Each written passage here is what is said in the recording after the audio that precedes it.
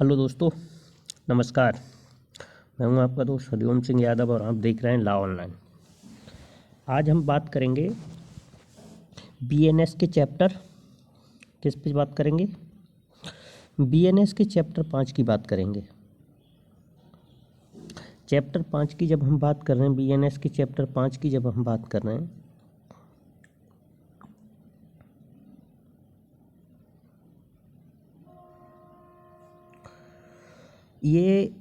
Hello दोस्तों, नमस्कार। मैं हूं आपका दोस्त हरिओम सिंह यादव और आप देख रहे हैं लॉ ऑनलाइन। आज हम बीएनएस के चैप्टर 5 के विषय में चर्चा करेंगे।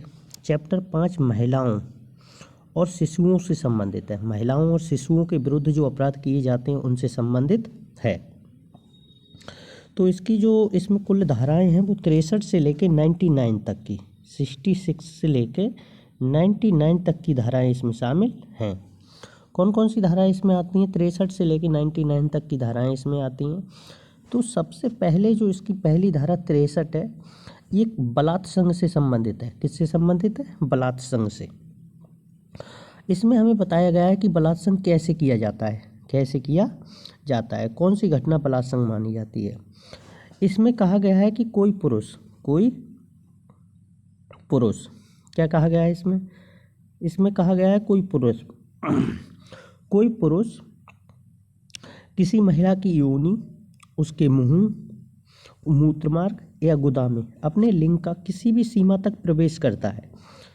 पहला कहता है, अगर कोई पुरुष किसी महिला की योनि, उसके मुंह, मूत्रमार्ग या गुदा में अपने लिंग का किसी भी सीमा तक प्रवेश करता है या उससे अपने साथ या किसी अन्य व्यक्ति के साथ ऐसा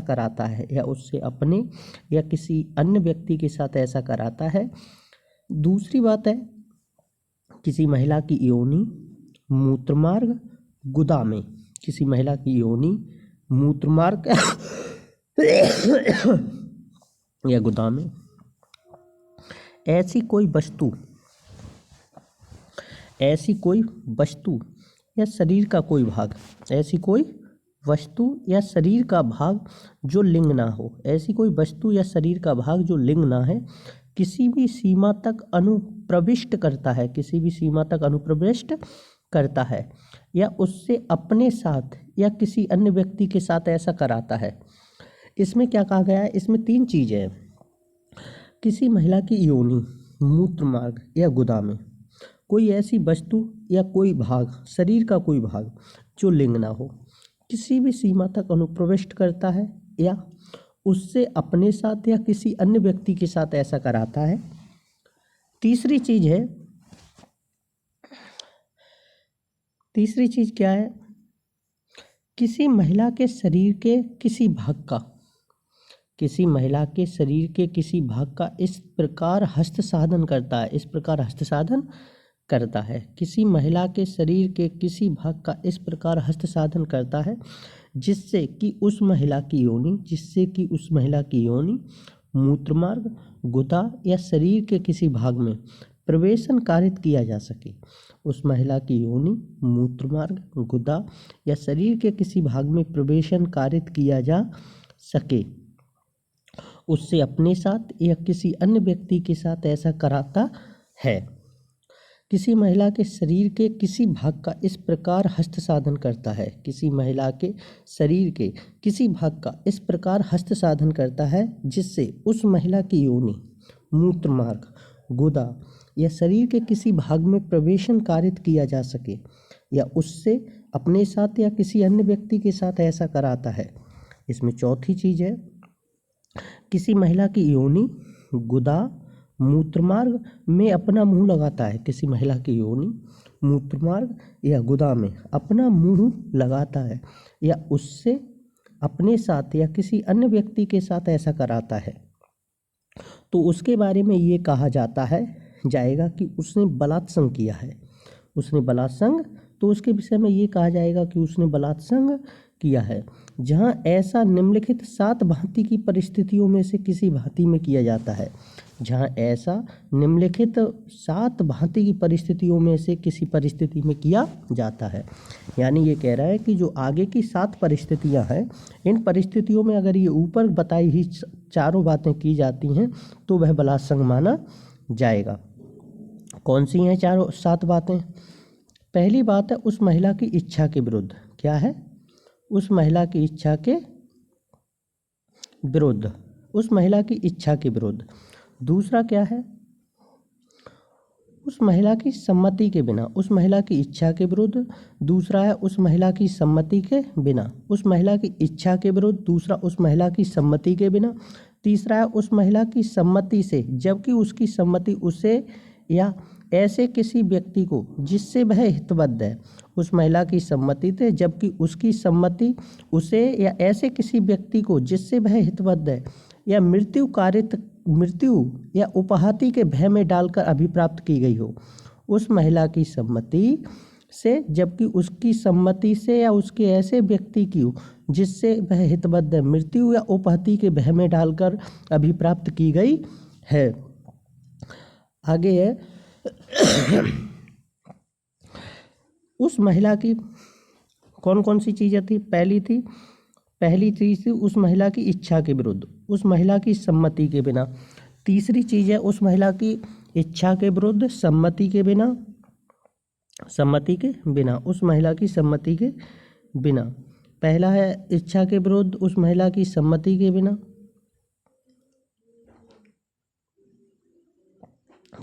बिना, यदि उस महिला की सम्मति प्राप्त भी कर ली आपने जबकि उसकी सम्मति उसे या ऐसे किसी व्यक्ति को जिससे वह हितबद्ध है, या क्या कह रहे हो, उस महिला को आपने हितबद्ध है, मृत्यु कि तुम्हें मार दूंगा जान से, मृत्यु या उपहति के भय में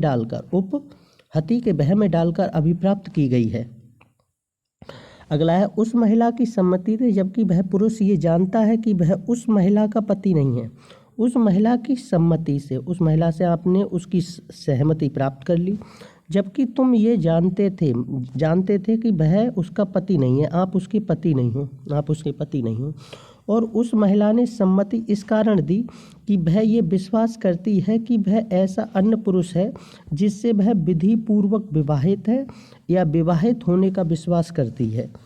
और वह महिला ने ये सम्मति इस कारण दी थी कि वह विश्वास करती है कि वह ऐसा अन्य पुरुष है जिससे वह विवाहित है या विवाहित होने का विश्वास करती है।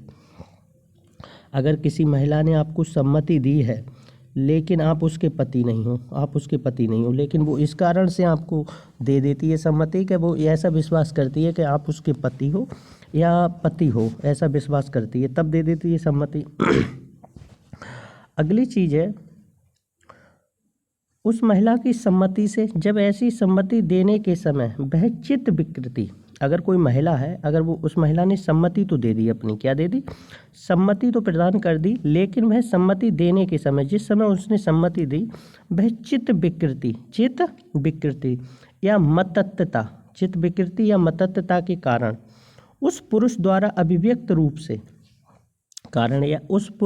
अभिव्यक्त रूप से या किसी अन्य व्यक्ति के माध्यम से कोई संवेदन शून्य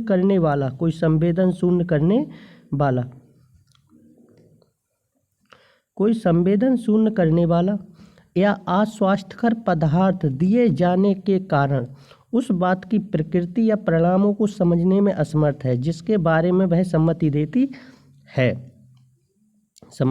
है।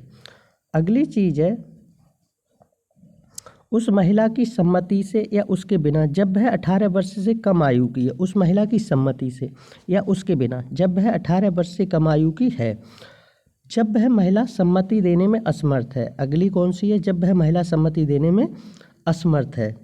अब इसमें 2 स्पष्टीकरण है। इस धारा के प्रयोजन के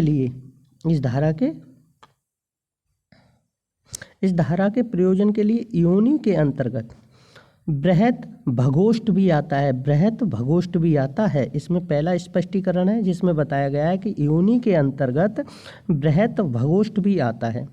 दूसरा स्पष्टीकरण है सम्मति से कोई स्पष्ट स्वैच्छिक सम्मति अभिप्रेत है। सम्मति का क्या मतलब है? कोई स्पष्ट और स्वैच्छिक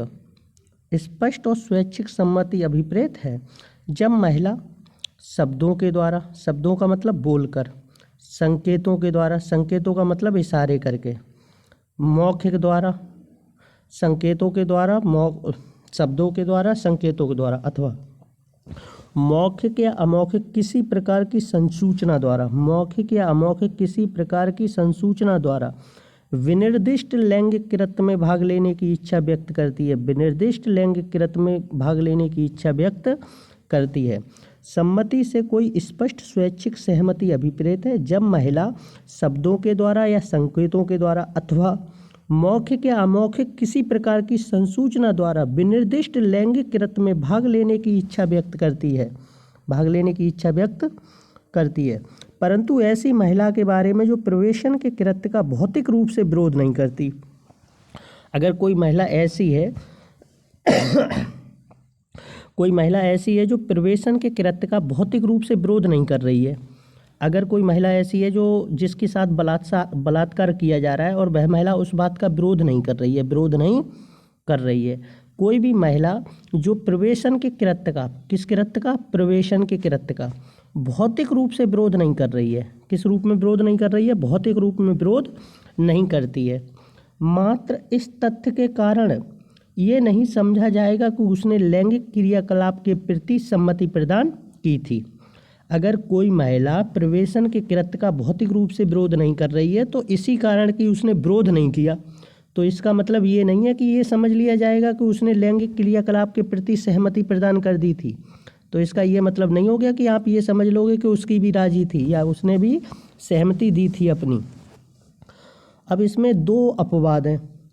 पहला अपवाद क्या कहता है, अगर किसी चिकित्सकीय प्रक्रिया यानी जो मेडिकल प्रोसीजर है उसके अंतर या अंतः प्रवेशन से बलात् संगठित नहीं होगा, किसी भी मेडिकल प्रोसीजर से बलात् संगठित नहीं होगा, ऐसा माना जाएगा। दूसरा ये कह रहा है, यदि किसी पुरुष द्वारा अपनी पत्नी के साथ मैथुन या लैंगिक कृत्य बलात् संग नहीं है, अगर कोई पुरुष है और वो अपनी पत्नी के साथ मैथुन करता है या लैंगिक कृत्य करता है तो वह बलात् संग की कोटि में नहीं आएगा। लेकिन कब, यदि पत्नी 18 वर्ष से कम आयु की नहीं है, यदि पत्नी 18 वर्ष से कम आयु की नहीं है, और यदि पत्नी 18 वर्ष से कम आयु की है तो वह भी मैथुन या लैंगिक कृत्य बलात् संग की कोटि में आ जाएगा, तो वह भी लैंगिक कृत्य या बलात् संग की कोटि में आ जाएगा। अब हम आगे बढ़ते हैं और धारा 64 की बात करते हैं। किसकी बात करते हैं, धारा 64 की। धारा 64 किससे संबंधित है, धारा 64 बलात् संग के दंड का उपबंध करती है। क्या बताती है हमें धारा 64, धारा 64 बलात् संग के दंड के बारे में हमें बताती है। धारा 64 में दो उपखंड हैं, उपधाराएं हैं। उपधारा 1 कहती है जो कोई उपधारा 2 में उपबंधित मामलों के सिवाय, कुछ ऐसे मामले हैं जो उपधारा 2 में, धारा 64 की उपधारा 2 में उपबंधित हैं, कुछ ऐसे मामले हैं जो धारा 2 में उपबंधित हैं, धारा 64 की उपधारा 2 में उपबंधित हैं। उन मामलों को छोड़कर जो कोई बलात्संग करता है, जो कोई बलात्संग करता है वह दोनों में से किसी भांति के कठिन कारावास से, उसके लिए सज़ा क्या होगी, वह दोनों में से किसी भांति के कठिन कारावास से, उसके लिए जो सज़ा होगी वो दोनों भांति का हो सकेगा और कठिन होगा। कैसा होगा, कठिन कारावास से, वह दोनों में से किसी भांति के कठिन कारावास से जिसकी अवधि 10 वर्ष से कम नहीं होगी, उसके लिए जो समय है वो कितना होगा, 10 वर्ष से कम नहीं होगा। अगर कोई व्यक्ति जो बलात्संग करता है वह उसके लिए सजा का क्या प्रावधान है, वह दोनों भांति में से किसी भी प्रकार के दंड से जिसकी अवधि 10 वर्ष तक की से कम की नहीं होगी, किंतु जो आजीवन कारावास तक की हो सकेगी। अधिकतम कारावास उसे कितना हो सकता है, आजीवन कारावास, आजीवन कारावास हो सकता है। दंडित किया जाएगा, कितनी सजा दी जाएगी उसे, यानी 10 वर्ष से लेकर आजीवन कारावास तक की सजा दी जा सकती है। साथ ही इसमें और है, और जुर्माने का भी दायी होगा और उस व्यक्ति पर जुर्माना भी लगाया जाएगा, यानी कम से कम सज़ा 10 साल की होगी और ज़्यादा से ज़्यादा आजीवन कारावास, साथ में जुर्माना भी लगाया जाएगा, जुर्माना भी लगाया जाएगा। अब इसके बाद इसकी उपधारा 2 की बात कर लेते हैं। उपधारा में भी कौन सी बातें हैं जिन पर धारा 64 की उपधारा 1 के अधीन का जो दंड है 10 वर्ष से लेकर आजीवन कारावास और उससे अधिक का कारावास, इसके बारे में जो उपबंध है इसे हम ठीक से देख लेते हैं।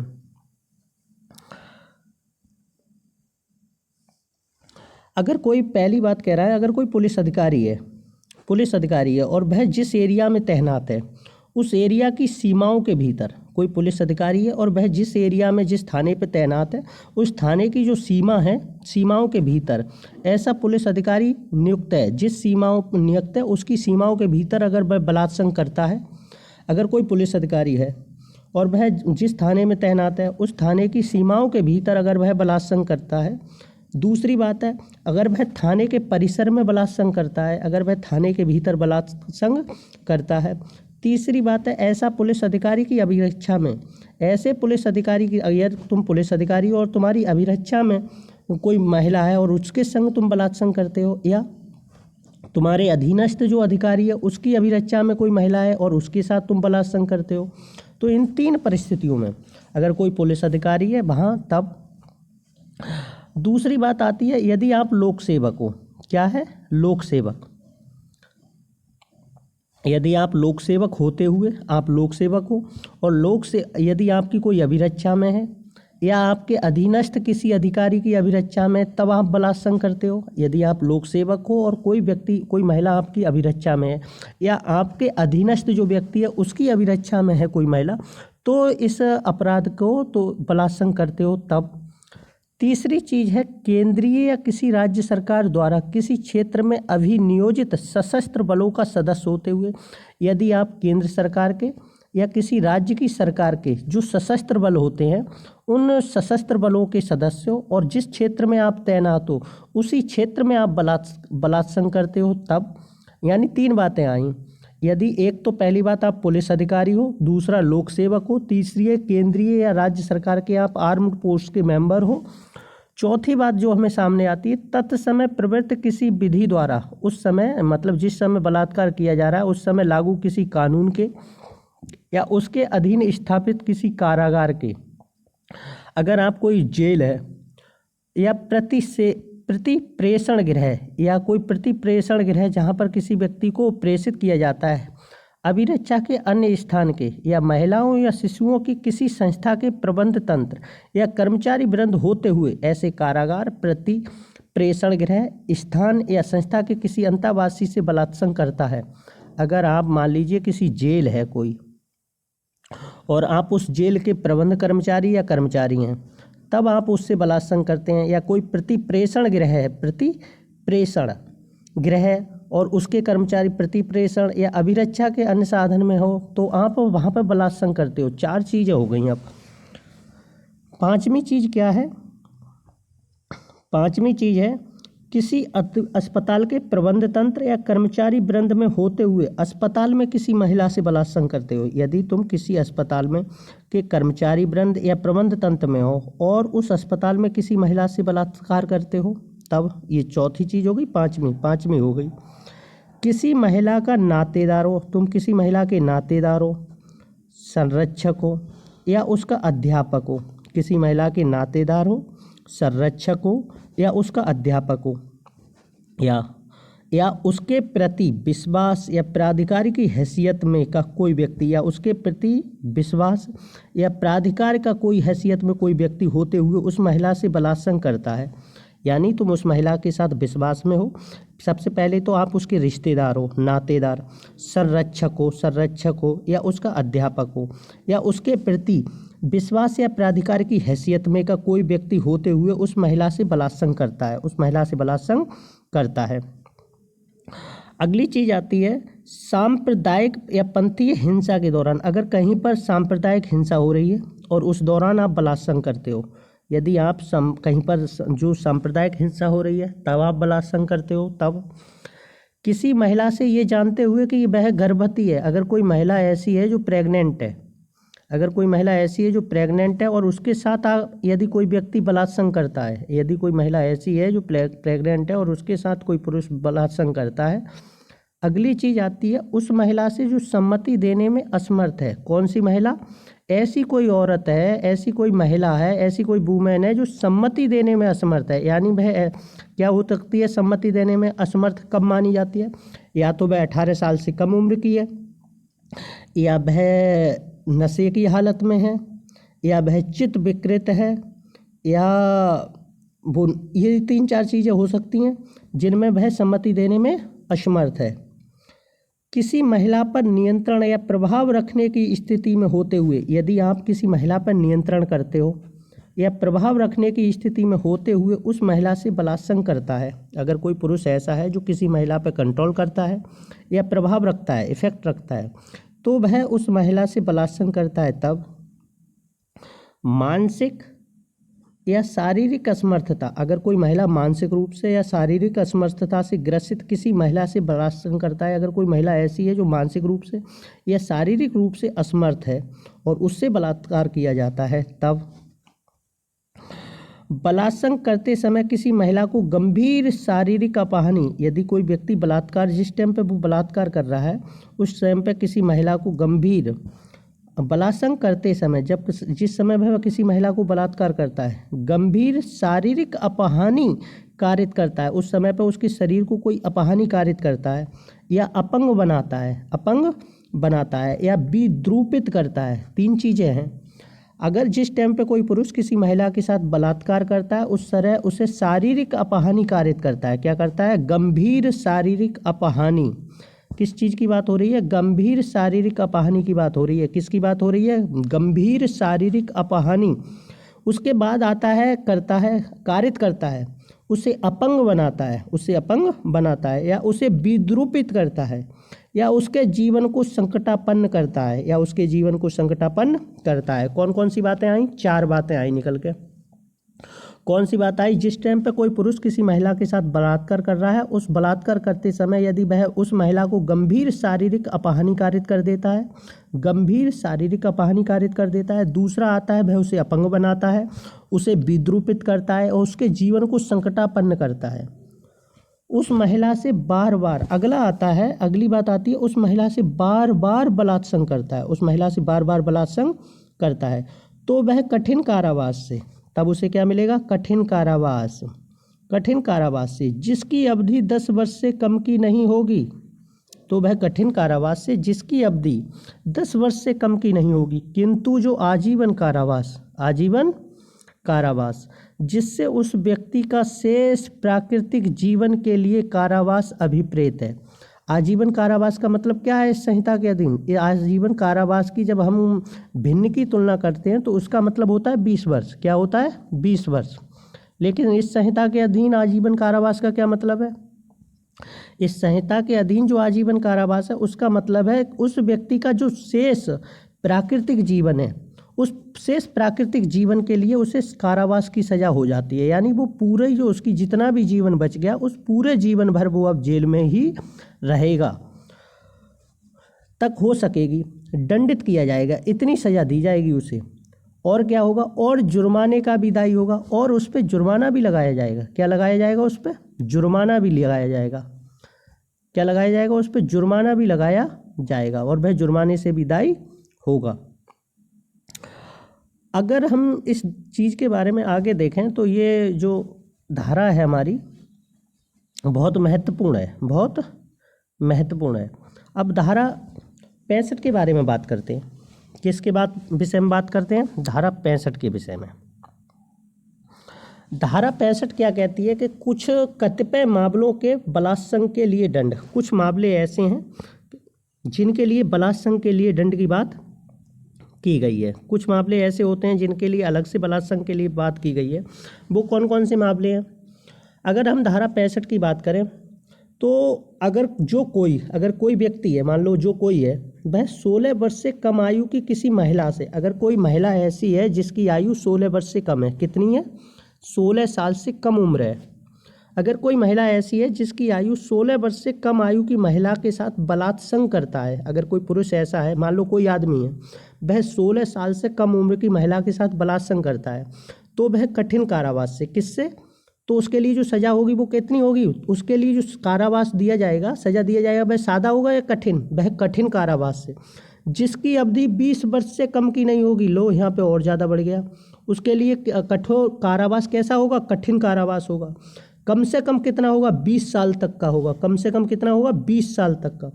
किंतु जो आजीवन कारावास और ज़्यादा से ज़्यादा आजीवन कारावास, किंतु जो आजीवन कारावास तक का होगा जिससे उस व्यक्ति का शेष प्राकृतिक जीवन, और इस आजीवन कारावास का क्या मतलब है, यानी जो उसका शेष प्राकृतिक जीवन बचा है उस पूरे जीवन भर वह व्यक्ति हमें जेल में ही रहेगा, दंडित किया जाएगा। और तो और उस व्यक्ति को जुर्माना भी देना होगा, उस व्यक्ति को जुर्माना भी देना होगा। इसी में एक अगला परंतु आता है। परंतु क्या कहता है, ऐसा जुर्माना जो ये जो व्यक्ति है अभियुक्त इस मामले में, जिस व्यक्ति ने 16 साल से कम उम्र की महिला के साथ बलात्संग किया है, उस व्यक्ति पे जो जुर्माना लगाया जाएगा, मतलब 20 साल से कम 20 साल का कठिन कारावास दिया जाएगा, आजीवन कारावास की सज़ा दी जा सकती है। और उस पर जो जुर्माना लगाया जाएगा, ऐसा जुर्माना पीड़िता के चिकित्सकीय व्ययों को पूरा करने के लिए उस पर कम से कम जो जुर्माना लगाया जाएगा वो इतना होगा ताकि जो महिला है, 16 वर्ष से कम उम्र की महिला है, जो विक्टिम है, उसके जो मेडिकल व्यय हुए हैं उनको, और उसके पुनर्वास के लिए न्यायोचित और युक्तियुक्त होगा। यानी वो कम से कम इतना तो जुर्माना लगाया ही जाएगा उस पर, ताकि उसके जो मेडिकल खर्चे हैं वो पूरे हो जाएं। उसके साथ साथ उस महिला के जो उसके लिए पुनर्वास किया जाएगा, रीसेटलमेंट के लिए आवश्यक हों, वो पूरे हो जाएं। तीसरी बात यह है कि परंतु ये और इस उपधारा के अधीन अधिरोपित किसी भी जुर्माने का संदाय पीड़िता को किया जाएगा। इसमें एक और परंतु है। ये परंतु कहता है कि इस धारा के अधीन जो जुर्माना लगाया जाएगा वह पूरा जुर्माना उस महिला को, पीड़िता को ही दे दिया जाएगा, पीड़िता को दे दिया जाएगा। इसमें जो इसकी धारा 65 की उपधारा 2 है, उपधारा 2 क्या कहती है, जो कोई 12 वर्ष से कम आयु की किसी महिला से बलात्संग करेगा, जो कोई 12 वर्ष से कम आयु की महिला से बलात्संग करता है तो वह कठिन कारावास से, यानी पहली में क्या था, जो कोई 16 वर्ष से कम आयु की महिला के साथ बलात्संग करेगा तो वह कठिन कारावास से, जिसकी अवधि 20 वर्ष से कम की नहीं होगी, जिसकी अवधि 20 वर्ष से कम की नहीं होगी, किंतु जो आजीवन कारावास से जिससे उस व्यक्ति के शेष प्राकृतिक जीवन काल का कारावास अभिप्रेत है तक की हो सकेगी और जुर्माने से या मृत्यु दंड से दंडित किया जाएगा। अब इसमें एक चीज़ और बढ़ गई, यानी आप देख रहे हैं कि जैसे जैसे धाराएं बढ़ती जा रही हैं वैसे वैसे उस व्यक्ति पे जो उस व्यक्ति के लिए जो निर्धारित दंड है उसकी सीमा बढ़ती जा रही है। ये दंड और ज़्यादा कठिन होता जा रहा है। कैसे होता जा रहा है, दंड और ज़्यादा कठिन होता जा रहा है। जैसे पहले बात क्या थी, अगर कोई व्यक्ति बलात्संग करता है तो उसके लिए कम से कम कितनी सज़ा दी जाएगी, कम से कम 10 साल की। और ये सज़ा कैसी हो सकती है, ये सादा हो सकती है और कठिन भी हो सकती है। और अधिकतम कितनी हो सकती है, आजीवन कारावास तक की सज़ा हो सकती थी। अब इसके बाद आई थी कि कुछ परिस्थितियां बताई गई थी धारा 64 की उपधारा 2 में। उन परिस्थितियों में अगर कोई व्यक्ति किसी के साथ बलात्संग करता है तो उसके लिए बताया गया था कि उस व्यक्ति को कठोर कारावास दिया जाएगा, जिसकी और उस पर जुर्माना भी लगाया जाएगा। उसके बाद धारा 65 आई।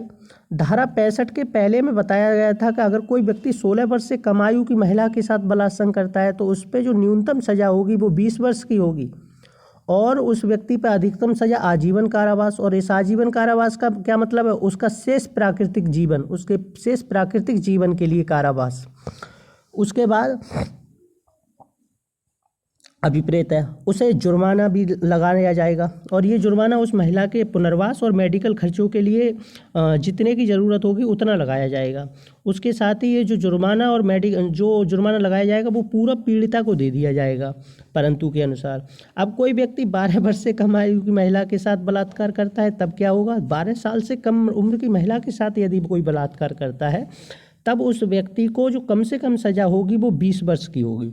और ये जो 20 वर्ष की सज़ा होगी ये कठिन कारावास होगा। कैसा कारावास होगा, कठिन कारावास।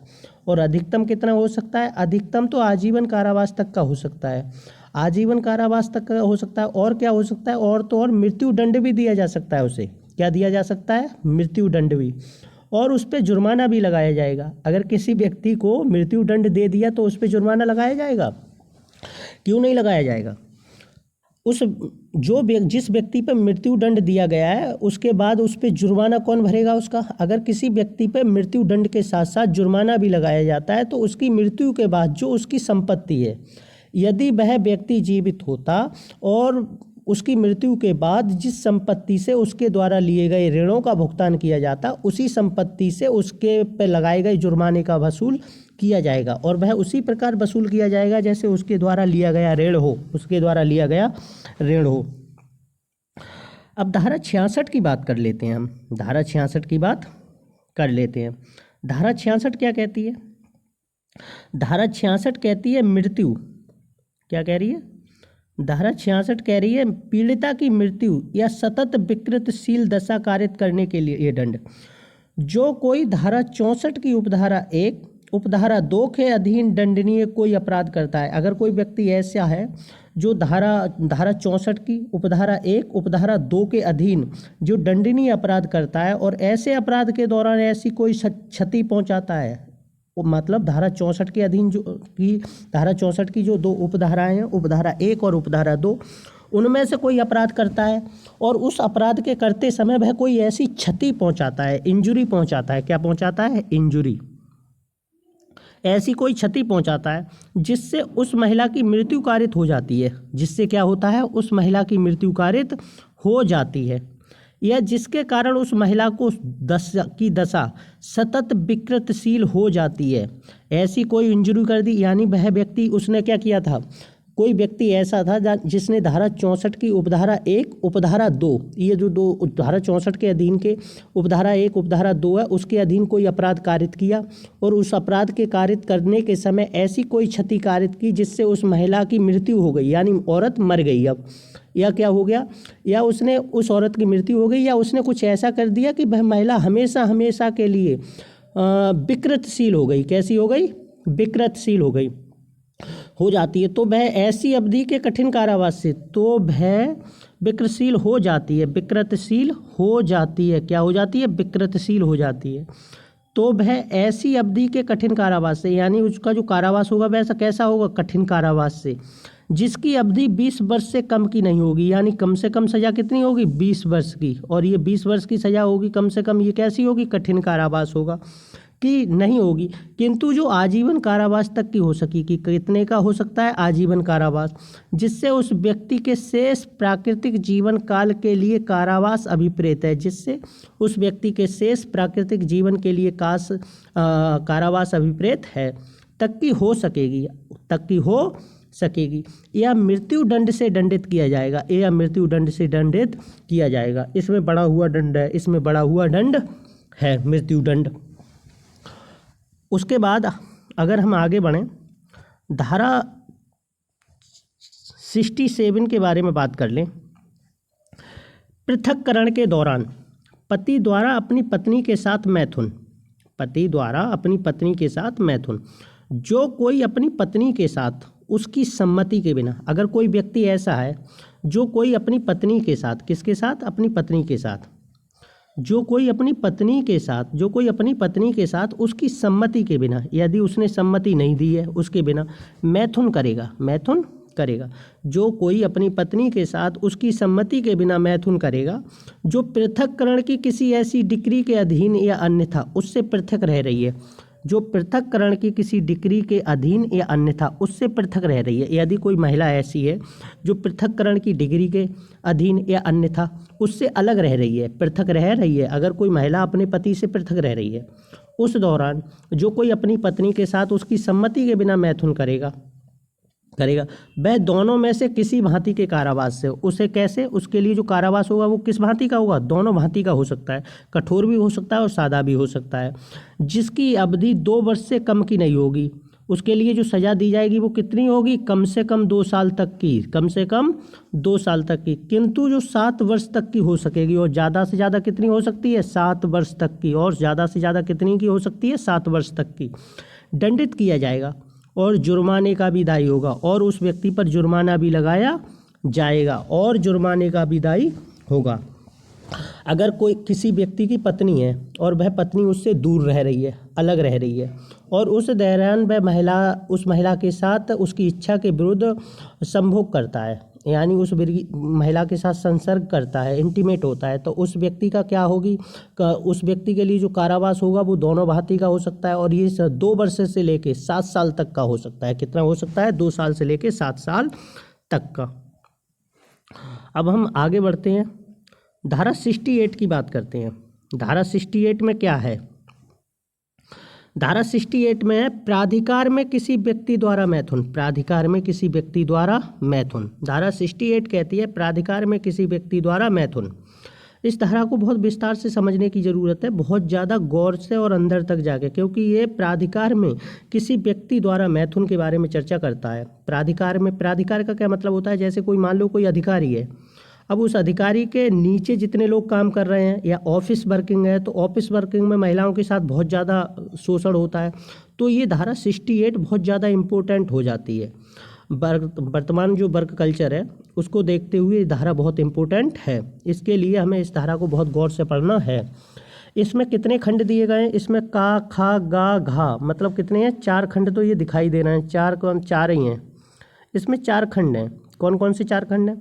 प्राधिकार की किसी स्थिति में या किसी वैश्वासिक संबंध में रहते हुए, यानी ये कह रहे हैं अगर कोई व्यक्ति या कोई प्राधिकार की स्थिति में या किसी विश्वासिक संबंध में रहते हुए, यानी एक व्यक्ति को दूसरे व्यक्ति पर विश्वास है, विश्वासिक संबंध में रहते हुए, जैसे मान लो कोई महिला है और वह किसी व्यक्ति पर ऐसा भरोसा करती है कि ये मेरे साथ कुछ भी गलत नहीं करेगा, ये मेरे साथ कुछ भी गलत नहीं करेगा, तो यहाँ पे जो विश्वास था, भरोसा था, उस भरोसे का भंग किया जाता है, उस भरोसे को तोड़ा जाता है।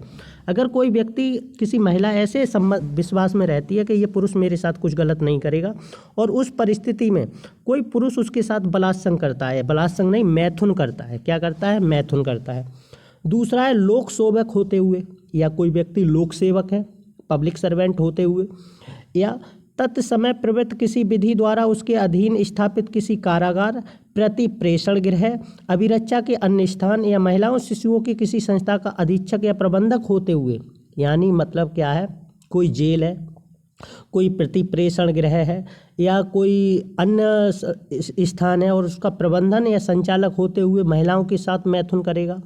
अस्पताल के प्रबंध तंत्र या किसी अस्पताल का कर्मचारी वृंद होते हुए, कोई अस्पताल है उसका प्रबंध तंत्र या कर्मचारी होते हुए भी। आगे क्या कह रहे हैं? ऐसी किसी महिला को जो या तो उसकी अभिरक्षा में या उसके भार साधन के अधीन है, या तो उसकी अभिरक्षा में या उसके भार साधन के अधीन है, या परिसर में उपस्थित है, अपने साथ मैथुन करने हेतु जो बलात्संग की अपराध की कोटि में नहीं आता, अपने साथ मैथुन करने हेतु जो बलात्संग के अपराध की कोटि में नहीं आता, उत्प्रेरित विलुब्ध करने के लिए ऐसी स्थिति या वैश्वासिक संबंध का दुरुपयोग करता है। मैथुन करने के लिए अपनी स्थिति या विश्वासिक संबंध का दुरुपयोग करता है, वह दोनों में से किसी भांति के कठिन कारावास से, जिसकी अवधि 5 वर्ष से कम की नहीं होगी किंतु जो 10 वर्ष तक की हो सकेगी, दंडित किया जाएगा और जुर्माने का भी दायी होगा। मतलब अगर ऐसे व्यक्ति पर जो सज़ा होगी, यदि वह ये सज़ा कब मानी, ये धारा कब लगी जाएगी? ये धारा जब लगेगी यदि वह बलात्संग की कोटि में नहीं आता है, लेकिन वह मैथुन तो करता है, और ऐसी परिस्थितियों में करता है, इन परिस्थितियों में करता है। और भी परिस्थितियाँ कौन सी हैं? यदि वह लोक सेवक है, कोई विश्वासिक संबंध रखता है, लोक सेवक है, विश्वासिक संबंध रखता है, या कोई कारागार है, प्रति प्रेषण गृह है, अभिरक्षा के अन्य संस्थान है, या महिला और उनकी संस्थान है, तो इन परिस्थितियों में उस व्यक्ति के लिए सज़ा होगी, वह उसका प्रयोग करेगा तो वह दोनों में से किसी भांति की सज़ा कैसी होगी? दोनों में से किसी भांति की होगी, यानी दोनों में से किसी भांति के कारावास से। क्या कह रहे हैं ये? दोनों में से किसी भांति के कारावास से, दोनों में से किसी भांति के कठिन कारावास से, दोनों में से किसी भांति के कठिन कारावास से। जो कारावास होगा वो कैसा होगा? कठिन, जिसकी अवधि 5 वर्ष से कम नहीं होगी। कम से कम कितनी हो सकती है? 5 वर्ष, और नहीं होगी किंतु जो 10 वर्ष तक की हो सकेगी। कितनी हो सकेगी? 10 वर्ष तक की। दंडित किया जाएगा और जुर्माने का भी दायी होगा। दंडित किया जाएगा और जुर्माने का भी दायी होगा। उसके बाद है इसमें स्पष्टीकरण है, इनके स्पष्टीकरणों को देख लो। स्पष्टीकरण 1 क्या कहता है? इस धारा में मैथुन से धारा 63 के खंड का से लेकर खंड गा में वर्णित कोई भी कृत्य अभिप्रेत है। इसका स्पष्टीकरण 2 कहता है इस धारा के प्रयोजन के लिए धारा 63 का स्पष्टीकरण 1 भी लागू होता है। इसका तीसरा स्पष्टीकरण कहता है किसी कारागार, प्रति प्रेषण गृह, अभिरक्षा के अन्य स्थान या महिलाओं या शिशुओं की किसी संस्था के संबंध में अधीक्षक के अंतर्गत कोई ऐसा व्यक्ति आता है जो ऐसे कारागार, प्रतिप्रेषण गृह, स्थान या संस्था में ऐसा कोई पद धारण करता है जिसके आधार पर वह उसके अंतःवासियों पर किसी प्राधिकार या नियंत्रण का प्रयोग कर सकता है। स्पष्टीकरण 4। अस्पताल और महिलाओं या शिशुओं की संस्था पदों का क्रमशः वही अर्थ है जो धारा 64 की उपधारा 2 के स्पष्टीकरण के खंड का और खंड गा में उनका है। अब हम धारा 69 की बात करते हैं। किसकी बात करते हैं? धारा 69। धारा 69 क्या कहती है हमें? प्रवंचनापूर्ण साधनों के द्वारा, किनके द्वारा? प्रवंचनापूर्ण साधनों के द्वारा आदि का प्रयोग करके मैथुन करना। यदि कोई व्यक्ति प्रवंचनापूर्ण साधनों का प्रयोग करके किसी महिला के साथ मैथुन करता है, इसका क्या मतलब है? जो कोई प्रवंचनापूर्ण साधनों द्वारा या किसी महिला को विवाह करने का वचन देकर, अब मान लो कोई आदमी है सुबह ने किसी महिला से ये कह दिया कि मैं तुमसे शादी कर लूँगा, मैं तुमसे शादी कर लूँगा। जो कोई विवाह करने का वचन देकर उसे पूरा करने के किसी आशय के बिना जिस टाइम पे, इसमें एक बात और समझने की है, जिस टाइम पे जो व्यक्ति ये कह रहा है महिला से कि मैं तुमसे शादी करूंगा, उस टाइम पे उसके दिमाग में ऐसी बातें गूंज रही हैं कि वह झूठ बोल रहा है कि मैं शादी नहीं करूंगा, अभी ऐसे ही झूठ बोल देता हूं कि मैं तुमसे शादी कर लूँगा। तो उसे पूरा करने के किसी आशय के बिना उसके साथ मैथुन करता है। क्या करता है वह? उसके साथ, उस महिला के साथ उससे कह दी मैं तुमसे शादी कर लूँगा, लेकिन शादी करने की उसका कोई इरादा नहीं था, उसका कोई इरादा नहीं था, यानी उसका कोई आशय नहीं था, उसका कोई आशय नहीं था। ऐसा मैथुन बलात्संग के अपराध की कोटि में नहीं आता। तो ऐसा मैथुन क्या है जो बलात्संग के कोटि अपराध की कोटि में आता है? नहीं, बलात्संग के अपराध की कोटि में नहीं आता। तो वह दोनों में से किसी भांति के ऐसी अवधि के कारावास से 10 वर्ष तक की हो सकेगी। कैसी? 10 वर्ष तक की हो सकेगी। 10 वर्ष तक किसी भांति, वह दोनों में से किसी भांति के कारावास से जिसकी अवधि 10 वर्ष तक की हो सकेगी, दंडनीय होगा और जुर्माने का भी दायी होगा। दंडनीय होगा और जुर्माने का भी दायी होगा। इसमें स्पष्टीकरण है एक। स्पष्टीकरण क्या है? प्रवंचनापूर्ण साधनों में, प्रवंचनापूर्ण साधन, इसमें इस धारा में जो शब्द यूज किया गया है जिसका अर्थ है प्रवंचनापूर्ण साधनों में। और प्रवंचनापूर्ण साधनों का क्या मतलब होता है? अगर कोई व्यक्ति किसी महिला को नियोजित कर देता है, कोई नौकरी दे देता है, उसकी प्रोन्नति कर देता है या उसका प्रमोशन कर देता है, या पहचान छिपाकर विवाह करने के लिए उत्प्रेरणा या उसका मिथ्या वचन सम्मिलित है। अगर कोई व्यक्ति किसी महिला को, ये है प्रवंचनापूर्ण साधन, तो जो प्रवंचनापूर्ण साधन क्या उनसे है? नियोजित करता है, यानी उसे नौकरी दे देता है, प्रोन्नति उसका प्रमोशन कर देता है, या उससे पहचान छिपा लेता है, अपनी पहचान छिपा लेता है और उस पहचान छिपाकर विवाह करने के लिए उत्प्रेरित करता है, विवाह करने के लिए उसका उत्प्रेरित करता है, या मिथ्या वचन सम्मिलित है, या झूठी बातें शामिल हैं, झूठी बातें शामिल हैं। अब हम धारा 70 के बारे में बात करेंगे। किसके विषय में बात करेंगे? धारा 70 के विषय में। धारा 70 किससे संबंधित है? धारा 70 बलात्संग से संबंधित है। किससे संबंधित है? बलात्संग से। धारा 70 किससे संबंधित है? धारा 70 बलात्संग से संबंधित है। बलात्संग से संबंधित नहीं है, सामूहिक बलात्संग से संबंधित है। किससे संबंधित है? सामूहिक बलात्संग से संबंधित है। जहाँ किसी महिला से एक या अधिक व्यक्तियों द्वारा, अगर कोई परिस्थिति क्या है, अगर कोई परिस्थिति ऐसी है जहाँ किसी महिला से एक व्यक्ति के द्वारा या अधिक व्यक्तियों द्वारा एक समूह गठित करके, उन व्यक्तियों ने एक या अधिक व्यक्तियों द्वारा एक समूह गठित करके, एक समूह, उन्होंने एक समूह गठित करके या सामान्य आशय को अग्रसर करने में कार्य करते हुए, या वो अपनी सामान्य आशय को अग्रसर करने में कार्य कर रहे हैं। क्या कर रहे हैं? एक धारा 70 किसके लिए बात करती है? धारा 70 बात करती है सामूहिक बलात्संग के विषय में। किसके विषय में? सामूहिक बलात्संग के विषय में बात करती है। अगर एक समूह बना लिया लोगों ने इकट्ठे होकर, और वह उस समूह के द्वारा या वे अपनी सामान्य आशय को अग्रसर करते हुए बलात्संग किया जाता है, वहाँ उन व्यक्तियों में से प्रत्येक के बारे में ये समझा जाएगा कि उसने बलात्संग का अपराध किया है, और वह ऐसी अवधि के कठिन कारावास से जिसकी अवधि 20 वर्ष से कम की नहीं होगी, और वह ऐसी अवधि के कारावास से जिसकी अवधि 20 वर्ष से कम नहीं होगी, किंतु जो आजीवन कारावास जिससे उस व्यक्ति के शेष प्राकृतिक जीवन काल के लिए कारावास अभिप्रेत है तक की हो सकेगी, दंडित किया जाएगा और जुर्माने से भी दंडनीय होगा। और जुर्माने से भी दंडनीय होगा। परंतु ऐसा जुर्माना पीड़िता के चिकित्सकीय व्ययों को पूरा करने के लिए और पुनर्वास के लिए न्यायोचित और युक्तियुक्त होगा। परंतु यह और कि इस उपधारा के अधीन अधिरोपित किसी भी जुर्माने का संदाय पीड़िता को किया जाएगा।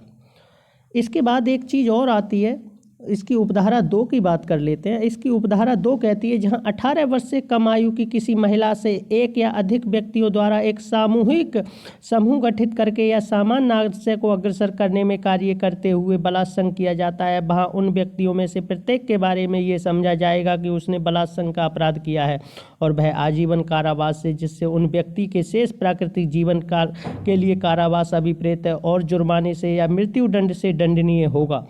परंतु ऐसा जुर्माना पीड़िता के चिकित्सकीय व्ययों को पूरा करने के लिए और पुनर्वास के लिए न्यायोचित और युक्तियुक्त होगा। परंतु यह और कि इस उपधारा के अधीन अधिरोपित किसी भी जुर्माने का संदाय पीड़िता को किया जाएगा। अब हम धारा 70 की उपधारा 2 के विषय में चर्चा करेंगे। किसके विषय में चर्चा कर रहे हैं? उपधारा 2 के विषय में। जहां 18 वर्ष से कम आयु के किसी महिला से, जिससे 18 वर्ष की कम आयु, 18 वर्ष से कम आयु की किसी महिला से, कोई महिला ऐसी है जिसकी उम्र 18 साल से कम है, या एक व्यक्ति के द्वारा या अधिक व्यक्तियों के द्वारा एक समूह गठित करके, एक व्यक्ति द्वारा या अधिक व्यक्तियों के द्वारा एक समूह गठित करके या अपने सामान्य आशय को अग्रसर करने के कार्य करते हुए, अपने सामान्य आशय को अग्रसर करने में कार्य करते हुए, अपने सामान्य आशय को अग्रसर करने में कार्य करते हुए बलात्संग किया जाता है, वहाँ उन व्यक्तियों में से प्रत्येक के बारे में ये समझा जाएगा कि उसने बलात्संग का अपराध किया है। वहाँ उन व्यक्तियों में से प्रत्येक के बारे में ये समझा जाएगा कि उसने बलात्संग का अपराध किया है, और वह आजीवन कारावास से, जिससे उस व्यक्ति के शेष प्राकृतिक जीवन के लिए कारावास अभिप्रेत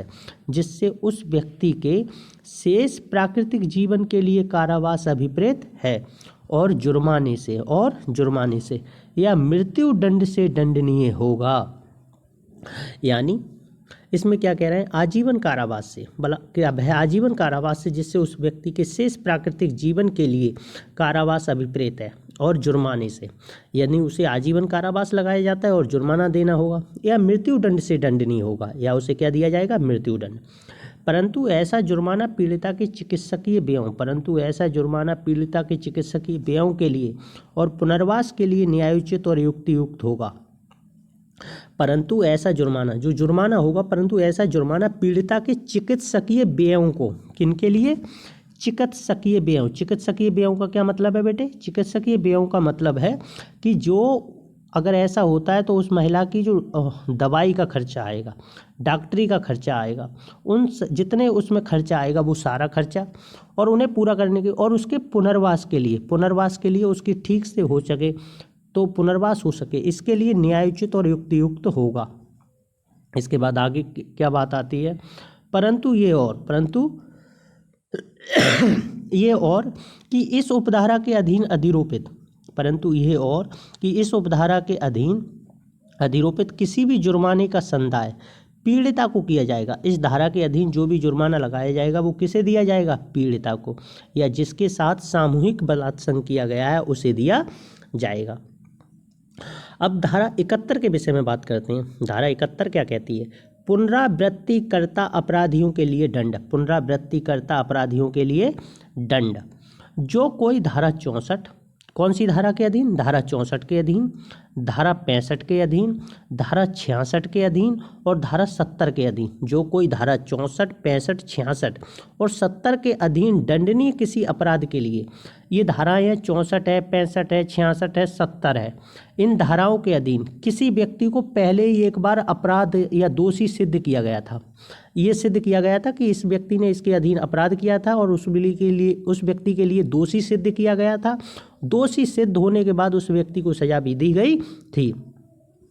और तत्पश्चात उक्त धाराओं में से किसी के अधीन दंडनीय किसी अपराध के लिए इन्हीं धाराओं के अधीन जो जिन दंडों के लिए दंडनीय है, दंडनीय किसी अपराध के लिए दोष सिद्ध ठहराया जाता है, पहले भी उसे ठहराया गया था, अब उसे दोबारा ठहराया जाता है, तो वह आजीवन कारावास से, तो उसे सज़ा क्या होगी? आजीवन कारावास से, जिससे उस व्यक्ति के शेष प्राकृतिक जीवन के लिए कारावास अभिप्रेत होगा। तो उसके लिए जो सज़ा दी जाएगी वो आजीवन कारावास होगी, जो उसका शेष प्राकृतिक जीवन काल तक कारावास की सज़ा होगी। क्या मतलब होगा आजीवन कारावास का? मतलब उसके शेष प्राकृतिक जीवन के लिए कारावास, या उसके लिए मृत्यु दंड दिया जाएगा। उसके लिए क्या दिया जाएगा? मृत्यु दंड। क्या दिया जाएगा? मृत्यु दंड। यानी अगर कोई पुनरावृत्ति करता है तो उसे या तो आजीवन कारावास दिया जाएगा या मृत्यु दंड दिया जाएगा। और इस आजीवन कारावास का क्या मतलब है? इस आजीवन कारावास का मतलब है कि उसका जो शेष नेचुरल लाइफ है उसके लिए उसे कारावास में रहना होगा। अब हम धारा 72 की बात करते हैं। किसकी बात करते हैं? धारा 72 की। धारा 72 की बात करते हैं तो देखिए धारा 72 क्या कहती है? कतिपय अपराधों आदि से पीड़ित व्यक्ति की पहचान का प्रकटीकरण। अगर जो व्यक्ति है जो धारा 64 से लेकर धारा 70 या 71 के अधीन, धारा 64 से लेकर धारा 70 71 तक के अधीन अपराध किया जाना, जिसके विरुद्ध धारा 64 65 66 67 68 69 70 या 71 के अधीन जो कोई किसी नाम या अन्य बात को, जो कोई या तो कोई नाम या अन्य बात को जिससे किसी ऐसे व्यक्ति की जिसे इस धारा के पश्चात पीड़ित कहा गया है पहचान हो सकती है, जिसके विरुद्ध धारा 64 65 66 67 68 69 70 71 के अधीन किसी अपराध का किया जाना अभिकथित है या किया गया पाया गया है, मुद्रित या प्रकाशित करता है। यदि कोई बात ऐसा किसी का नाम या कोई ऐसी बात मुद्रित या प्रकाशित करता है वह जिससे उसकी पहचान की जा सकती है, तो वह दोनों में से किसी भांति के कारावास से जिसकी अवधि 2 वर्ष तक की होगी, उस व्यक्ति के लिए जो सज़ा होगी वो कितनी होगी? 2 वर्ष तक की होगी, और जुर्माने का भी दायी होगा, और उस पर जुर्माना भी लगाया जाएगा। उस व्यक्ति पर जुर्माना भी लगाया जाएगा। हाँ, उस व्यक्ति पर जुर्माना भी लगाया जाएगा। अब हम इसकी उपधारा 2 के बारे में बात कर लेते हैं। धारा 72 की उपधारा 2। उपधारा 2 कहती है उपधारा 1 में कि किसी भी बात का विस्तार किसी नाम या अन्य बात के मुद्रण या प्रकाशन पर यदि उससे पीड़ित व्यक्ति की पहचान हो सकती है तब तक नहीं होता जब तक ऐसा मुद्रण या प्रकाशन पुलिस थाने के भार साधक अधिकारी के तब तक नहीं होता जब तक पुलिस थाने के भार साधक अधिकारी के क्या कह रहे हैं ये?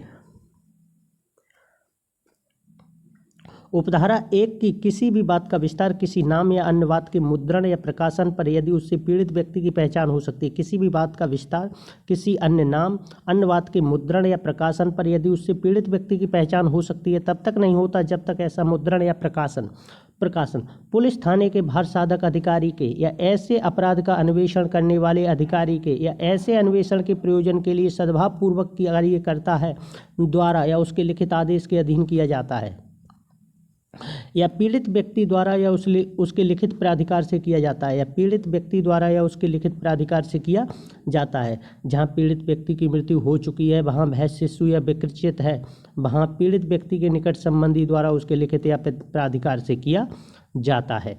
परंतु निकट संबंधी द्वारा कोई भी ऐसा प्राधिकार किसी मान्यता प्राप्त कल्याण संस्था या संगठन के अध्यक्ष या सचिव, चाहे उसका जो भी नाम हो, से भिन्न किसी अन्य व्यक्ति को नहीं दिया जाएगा।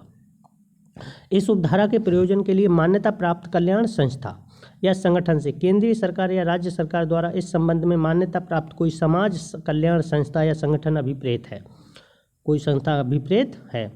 अगर हम बात करें धारा 73 की, धारा 73 क्या कहता है? अनुमति के बिना न्यायालय की कार्यवाहियों से संबंधित किसी मामले का मुद्रण या प्रकाशन करना। जो कोई धारा 72 में निर्दिष्ट किसी अपराध की बाबत किसी न्यायालय के समक्ष किसी कार्यवाही के संबंध में कोई बात उस न्यायालय की पूर्व अनुमति के बिना मुद्रित या प्रकाशित करता है, तो वह दोनों में से किसी भांति के कारावास से दंडित किया जाएगा, जिसकी अवधि 2 वर्ष तक की हो सकेगी, और जुर्माने का भी दायी होगा। स्पष्टीकरण किसी उच्च न्यायालय या उच्चतम न्यायालय के निर्णय का मुद्रण या प्रकाशन इस धारा के अर्थ के अंतर्गत अपराध की कोटि में नहीं आता। किसी उच्च न्यायालय या उच्चतम न्यायालय के निर्णय का मुद्रण या प्रकाशन इस धारा के अर्थ के अंतर्गत अपराध की कोटि में नहीं आता, अपराध की कोटि में नहीं आता। यदि कोई व्यक्ति धारा 2 में अपराध की बाबत किसी न्यायालय के समक्ष किसी कार्रवाई के संबंध में, अगर किसी न्यायालय के समक्ष कोई कार्रवाई के संबंध में कोई बात उस न्यायालय की पूर्व अनुमति के बिना मुद्रित या प्रकाशित करता है तो वह दोनों में से किसी भांति के कारावास से दंडित किया जाएगा, जिसकी अवधि 2 वर्ष तक की हो सकेगी। कितने वर्ष तक की अवधि हो सकेगी? 2 वर्ष तक की। उस व्यक्ति को कितनी सजा हो सकती है? 2 वर्ष तक की हो सकती है। कितने वर्ष की हो सकती है? 2 वर्ष तक की। उसके बाद आते हैं महिला के विरुद्ध आपराधिक बल और हमले के विषय में। अगर कोई महिला के विरुद्ध आपराधिक बल या हमले के विषय में क्या कह रहे हैं ये धारा 74। धारा 74 क्या कहती है? अब हम महिला के विरुद्ध आपराधिक बल और हमले के विषय में चर्चा करेंगे। किसके विषय में चर्चा करेंगे? महिला के विरुद्ध आपराधिक बल और हमले के विषय में चर्चा करेंगे। ये कौन सी धाराएं शुरू होती है? धारा 74। धारा 74 शुरू होती है। धारा 74 कोई है जो किसी महिला की लज्जा भंग करने के आशय से, जो कोई किसी महिला की लज्जा भंग करने के आशय से, किस आशय से? महिला की लज्जा भंग करने के आशय से, या ये संभाव्य जानते हुए कि उसके द्वारा वह उसकी लज्जा भंग करेगा, या ये जानते हुए कि वह उसके द्वारा उसकी लज्जा भंग करेगा, उस महिला पर हमला करता है। यदि कोई व्यक्ति किसी महिला पर हमला करता है और वह हमला क्यों कर रहा है? वह हमला इसलिए कर रहा है कि वह उसकी लज्जा भंग करने का आशय है उसका, या वह ये जानता है कि मैं जो हमला कर रहा हूँ इससे उसकी लज्जा भंग करूँगा, तो वो या आपराधिक बल का प्रयोग करता है, महिला पर हमला करता है या आपराधिक बल का प्रयोग करता है, तो वह दोनों में से किसी भांति के कारावास से दंडित किया जाएगा। दोनों में से किसी भांति के कारावास से दंडित किया जाएगा, जिसकी अवधि 1 वर्ष से कम की नहीं होगी। उसकी जो सजा अवधि होगी वो कितनी होगी? 1 वर्ष से कम की नहीं होगी, किंतु जो 5 वर्ष तक की हो सकेगी। जुर्माने का भी दायी होगा। यानी क्या कह रहे हैं ये? इस धारा को धारा 74 के विषय में जो चीज़ें सामने आई हैं निकल के, धारा 74 किससे संबंधित है? धारा 74 है अब महिला पर आपराधिक बल या हमला करने से संबंधित है। यदि कोई व्यक्ति किसी महिला पर आपराधिक बल का प्रयोग करता है या हमला करता है, और ये दोनों कार्य वो इसलिए करता है कि इससे उसकी महिला की लज्जा भंग करेगा। क्या करेगा? वह लज्जा भंग करेगा, या ये जानते हुए करता है कि उससे उसकी लज्जा भंग होगी, या क्या करता है? या ये जानते हुए करता है कि उससे उसकी लज्जा भंग होगी।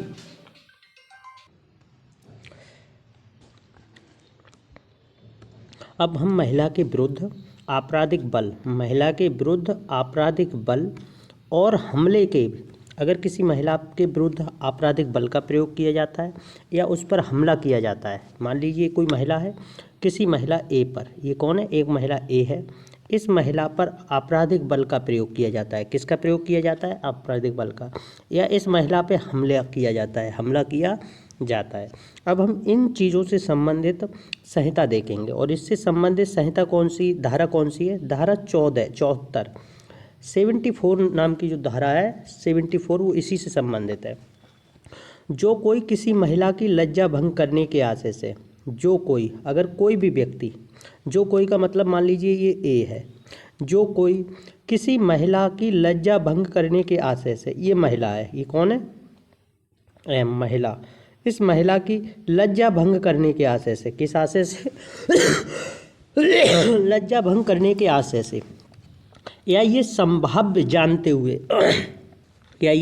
हुए कि उसके द्वारा वह उसकी लज्जा भंग करेगा, या ये जानते हुए कि उसके द्वारा वह उसकी लज्जा भंग करेगा, उस महिला पर हमला करता है। अगर वह उस महिला पर हमला करता है, अगर कोई व्यक्ति ऐसा है जो किसी महिला पर लज्जा भंग करने के आशय से, या ये संभव जानते हुए कि वह उसकी लज्जा भंग करेगा, उस महिला पर हमला करता है या आपराधिक बल का प्रयोग करता है या आपराधिक बल का प्रयोग करता है। क्या करता है? आपराधिक बल का प्रयोग करता है।